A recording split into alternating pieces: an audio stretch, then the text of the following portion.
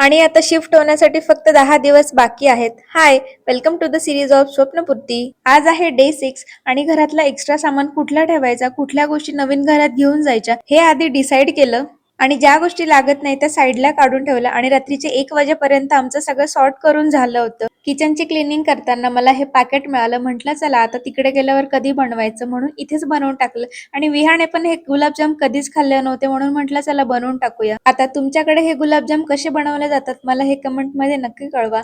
मी तर सगळ्यात आधी पीठ मळून घेतलं आणि त्याला 15 मिनिटासाठी रेस्ट करायला ठेवलं. त्यानंतर त्याचे छोटे छोटे गोळे बनवून घेतले आणि हो, हे गोळे बनवायला खूप मेहनत असते. म्हणजे लिटरली माझा हात दुखायला लागला होता कारण मी एकटीच बनवायला होती. नंतर ते तळले आणि एका साईडला मी साखरेचं पाणी किंवा साखरेचा पाक असं म्हणू शकतात आणि मला स्वतःला जास्त गोड आवडत नाही म्हणून मी हे कमीच गोड ठेवलं. आणि हे सगळं करण्यामध्ये विहाची पण खूपच मेहनत होती आणि हे गुलाबजाम खूप यम्मी आणि टेस्टी झाले होते.